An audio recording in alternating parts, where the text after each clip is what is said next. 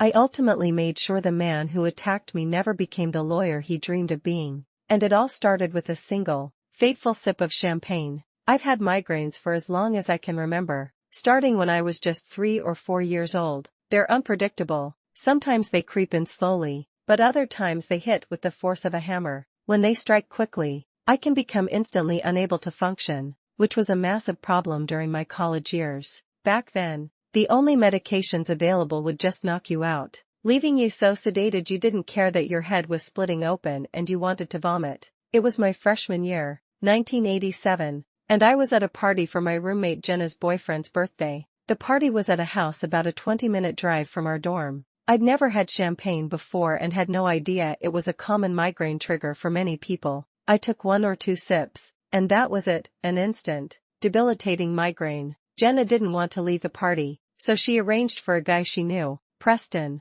to drive me back to the dorm. She had no real idea what he was like. She just knew him from seeing him at a few parties. In that moment, with the best of intentions, she unwittingly set the stage for a nightmare, a single decision that would change my life forever. On the drive that I believed was taking me back to my dorm, Preston suddenly pulled over on the side of the road in a dark, undeveloped area. There was no one around. He then sexually assaulted me and left me there on the side of the road. I was in agony from the migraine and the attack, and I didn't even know where I was, let alone how I could possibly get back to the dorm or to a hospital. After what felt like an eternity, a woman driving by found me curled up in a ball on the roadside. She later told me she thought I was dead. This was 1987, so cell phones weren't a thing. She couldn't just call for help. She half lifted me into her car, scribbled down a note of where she'd found me, and drove me to the nearest hospital. I could barely speak enough to tell the hospital staff my name. Once they were sure I didn't have a head injury,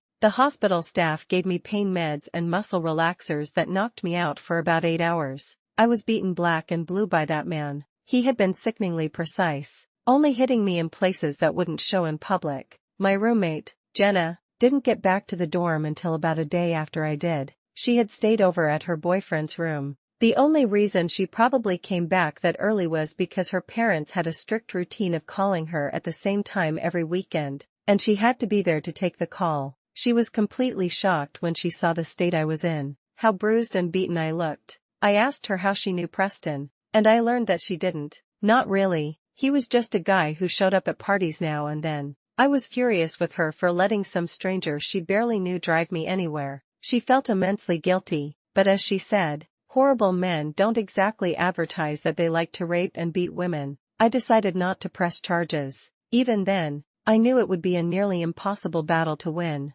Despite all the bruises, it would have been my word against his. He was from what they called a good family and was attending a prestigious Christian college and law school. My family wasn't prominent, and I had been wearing a miniskirt that night. A lot of people online pointed out how messed up that thinking was, with one commenter saying, "In 1987 that stereotype of she was asking for it is a sad indictment on society." Sadly, I think it still exists today when in all reality nothing excuses rape or abuse. He was right. At the time, it was standard practice for defense lawyers to smear assault victims based on what they wore, or if they'd had a drink, especially if they were underage. I didn't want to endure that public humiliation on top of everything else. I just wanted to ruin his life without it ruining mine. This reveals the attacker's greatest fatal flaw, his belief that his family's name and the veneer of a good Christian upbringing made him untouchable. He was so used to privilege acting as a shield that he never imagined it could be turned into a weapon against him.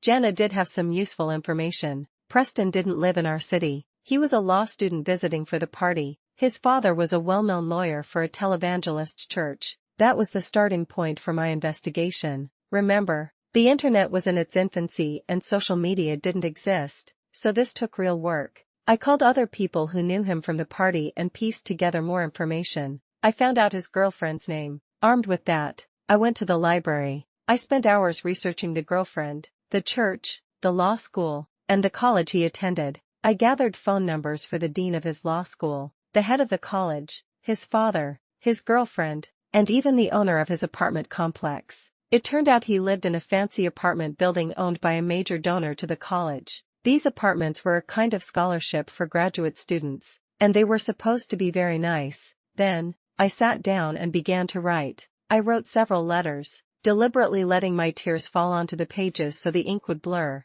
In each letter, I enclosed copies of the hospital photos showing my bruises. I tailored each one to its recipient. I wrote that I didn't want to press charges because I knew it would be a huge embarrassment to the college, the law school, the televangelist, or his parents. I framed it as a warning, saying I just thought they ought to know what he was capable of because he could harm a member of their family, their congregation, or their school. To the church and school, I added that he could become a massive publicity nightmare, and I didn't want that for them because I believed in their message. I also called his girlfriend. Her number was in the phone book. I told her flat out that her boyfriend had raped and beaten me. She broke down crying and confessed that he had beaten her, too, but she had always thought it was her fault. I told her it was absolutely not her fault, just as it wasn't my fault that he attacked me while I was on the verge of puking from a migraine. I urged her to get away from him. She hesitated, saying her family would be upset because he came from such a good family and was so well regarded at the law school. I didn't tell her that I was already working on destroying that reputation for him. As one person commented later, my revenge was actually better than taking him to court. They said, aside from the anguish drawn-out court proceedings would have caused you, he could easily have been acquitted, got to finish his law degree and gone on leading a successful life whilst indulging in his hobby of raping and beating women. You didn't leave justice to the whim of the legal system. A few handwritten notes with tear blisters put a spotlight on his dark side and destroyed his shiny life. Having mailed the letters, all I could do was wait. I had just fired a volley of precisely aimed shots into the heart of his carefully constructed world, and I had no idea if they would hit their mark or ricochet back to destroy me. The response was faster and more decisive than I could have imagined. His family sent me an apology letter, admitting he'd been in trouble before, but they had believed the church's intervention had reformed him. Apparently, it hadn't, and they were cutting all ties with him. That letter was a surprise, but a good one, though it sadly suggested I wasn't the first person he had victimized. The owner of the apartment complex personally called me. He wanted to hear the story directly from me to judge if I was telling the truth. I told him everything that happened and why I hadn't gone to the police. He believed me and immediately started eviction proceedings against Preston. A representative from the church called, initially asking me to stop telling lies. I told them they shouldn't be protecting a rapist and that they should ask his own girlfriend how he behaved, because she had told me he beat her. They were shocked. The final, most impactful call came from the dean of the law school. He asked me directly if I had told the truth, and I assured him I had. This was an era before DNA evidence was common in courtrooms. It was still my word against his, but the accusation alone, combined with the photos of my bruises and the raw, tear-stained letters, was enough. My framing of the issue, that I was trying to keep it quiet so I didn't harm the school's reputation, made them see me as a good Christian girl who could be believed.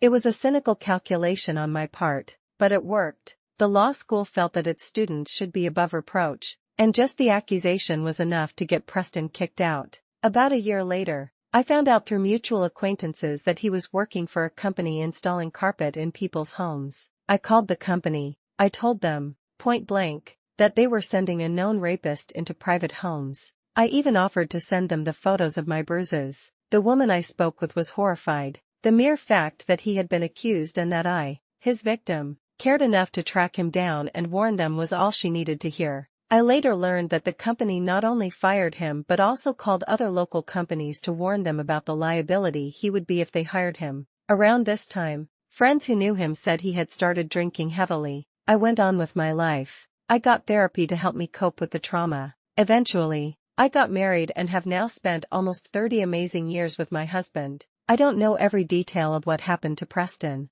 but I know he never achieved his dream of becoming a lawyer. I know I made his life infinitely harder. A few years ago, out of curiosity, I Googled his name. He has a long list of arrests and has spent a significant number of years behind bars. I truly believe that by getting him kicked out of law school and showing his family his true, unreformed nature, I helped accelerate his journey from the prosecutor's table to the defendant's chair in a courtroom. One supporter online put it in a way that resonated with me deeply, saying, "You made it so he had no options other than to suffer for the rest of his life. He took something from you that can never be returned. For that he has to pay." This story shows that when the system is designed to fail you, sometimes the only path to justice is the one you forge yourself. It's about using intellect and determination to dismantle the pillars of privilege that shield abusers. Clara chose to fight back on her own terms. What do you think is the most powerful tool a person has when the system meant to protect them fails?